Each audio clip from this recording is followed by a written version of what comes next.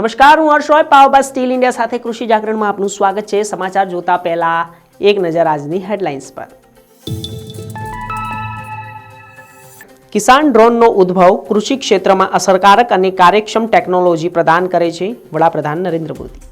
અમિત શાહ આજે ગુજરાતના પ્રવાસે અમદાવાદથી કેન્દ્રીય ગૃહમંત્રી કલોલ જવા રવાના। સ્વનિધિ યોજના લાભાર્થીને સ્નેહ મિલન કાર્યક્રમમાં હાજરી આપી। હવે સરકારની મંજૂરી વગર રેશન કાર્ડ વિના પણ લોટ અને દાળ ઓછા ભાવે મળશે। 30 ડિસેમ્બરથી કટરાથી દિલ્હી સુધી નવી વંદે ભારત ટ્રેન શરૂ થશે। ગુજરાતની દરિયાઈ સરહદ નજીક જહાજ પર ઈરાને કર્યો હતો મોટો હુમલો। પેન્ટાગોનના દાવા સામે આવી રહ્યા છે। સમાચાર જોઈશું વિસ્તારથી। પ્રધાનમંત્રી નરેન્દ્ર મોદીએ ભારપૂર્વક જણાવ્યું છે કે જ્યારે કૃષિ જગતની અંદર બહુ મોટા ફેરફારો અને આયોજનો થઈ રહ્યા છે, તેનો દરેક ખેડૂત લાભ લઈ રહ્યો છે। આગળની માહિતી શું છે હું આપને આપી દઈશ કે જ્યારે હવે જાણવા મળી રહ્યું છે કે વડાપ્રધાન નરેન્દ્ર મોદીએ ભારપૂર્વક પણ જણાવ્યું હતું કે કૃષિ ક્ષેત્રમાં ડ્રોનના આગમનથી ખેડૂતોની કમાણી વધી છે, તેમના જીવનની ગુણવત્તામાં સુધારો થયો છે।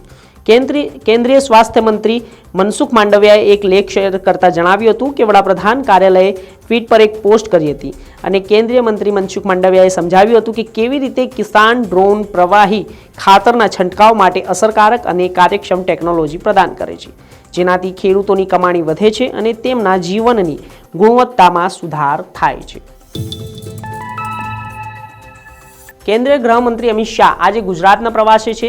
તો આજે ગુજરાતના પ્રવાસે પહોંચ્યા બાદ તેમને સ્વનિધિ યોજનાના એટલે કે શેરી અને ફેરિયાઓ માટેની એક કાર્યક્રમમાં હાજરી આપી હતી। આગળની માહિતી શું છે હું આપને આપીશ કે જ્યારે હવે કેન્દ્રીય ગૃહમંત્રી અમિત શાહ આજ રોજ એટલે કે 24 ડિસેમ્બરના રોજ ગુજરાતના પ્રવાસે પહોંચી ગયા હતા। અમદાવાદના જીએમડીસી ગ્રાઉન્ડ ખાતે અમિત શાહ અને રાજ્યના મુખ્યમંત્રી ભૂપેન્દ્ર પટેલ પીએમ સ્વનિધિ યોજનાના લાભાર્થીઓનું સ્નેહ મિલન કાર્યક્રમમાં હાજર રહ્યા હતા।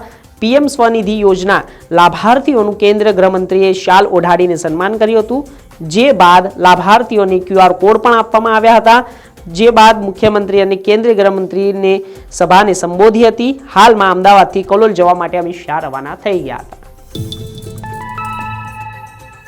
હવે સરકાર એક નવી યોજના પણ બહાર લાવી રહી છે। આ યોજનાની વાત એવી છે કે જાણે સૌ કોઈ ગરીબોને ફાયદો થશે। જી હા, આપને જણાવી દઉં કે હવે રેશન કાર્ડ વગર પણ ગરીબોને અન્ન મળશે। જી હા, આગળની વાત એવી છે હું આપને જણાવીશ કે જ્યારે દિલ્હીમાં એવા ઘણા લોકો છે જેમની પાસે રેશન કાર્ડ નથી, તેઓ પણ સસ્તા દરે રાશનની સુવિધા મેળવવા માંગતા હોય છે। તો આવી સ્થિતિમાં દિલ્હીના નોન રેશન કાર્ડ ધારકો માટે સારા સમાચાર છે। તો વાસ્તવમાં હવેથી દિલ્હીવાસીઓને રેશન કાર્ડ વગેરે ઓછા ભાવમાં મળવા જઈ રહેશે અને તાજેતરમાં સેન્ટ્રલ સ્ટોર મેનેજર અને દિલ્હી સરકારના રેશન કાર્ડ ડીલર્સ એસોસિએશન વચ્ચે એક MOU પર હસ્તાક્ષર કરવામાં આવ્યા છે। આ MOU હેઠળ દિલ્હીમાં લગભગ 2000 રાશનની દુકાનો પર 10 કિલો લોટ અને દાળ ઓછી કિંમતે આપવામાં આવશે। તો જી હા, આપને જણાવી દઉં કે જ્યારે હવે તેની અંદર પણ રાશન કાર્ડની જરૂર રહેશે નહીં, વગર રાશન કાર્ડે પણ તમને આ સુવિધાનો લાભ મળશે। 30 ડિસેમ્બરથી કટરાથી દિલ્હી સુધીની અને તેવી એક ટ્રેન ચાલુ કરવામાં આવી છે। તો જી હા, આપને જણાવી દઉં કે માતા વૈષ્ણોદેવીના દર્શન માટે વંદે ભારત ટ્રેન શરૂ કરવામાં આવી છે। આગળની માહિતી એવી છે કે જ્યારે હવે માતા વૈષ્ણોદેવીને દરબાર દર્શનાર્થે આવવા ભક્તો માટે સારા સમાચાર છે। તો હવે ભક્તોએ 12 થી 13 કલાકના બદલે હવે માત્ર 8 કલાકમાં ટ્રેનની મુસાફરી કરવી પડશે। તો વાસ્તવમાં નવી વંદે ભારત ટ્રેન કટરાથી દિલ્હી શરૂ થવા જઈ રહી છે। તો કેન્દ્રીય મંત્રી ડોક્ટર જીતેન્દ્રસિંહે રવિવારે જણાવ્યું હતું કે 30 ડિસેમ્બરથી કટરાથી દિલ્હી સુધી શરૂ થનારી નવી વંદે ભારતની ઉધમપુર અને કઠુઆમાં પણ સ્ટોપેજ હશે। તેમણે ટ્વીટ કરીને પણ કહ્યું હતું કે ઉધમપુર અને કઠુઆ માટે રાહતના સમાચાર છે। 2019માં જ્યારે પહેલી વંદે ભારત ટ્રેન કટરા અને દિલ્હી શરૂ થઈ હતી, ત્યારથી કઠુઆ અને ઉધમપુરમાં પણ તેમના સ્ટોપેજની સતત માંગ કરવામાં આવી હતી। ગુજરાતના પોરબંદરના દરિયાકાંઠે એક મોટો જહાજી હુમલો થયો હતો અને આ જહાજી હુમલા માટે કોણ જવાબદાર છે તેની એક માહિતી આપને હું આપી દઉં છું। આ શા માટે હુમલો કરવામાં આવ્યો હતો અને શા માટે આ હુમલા થઈ રહ્યા છે?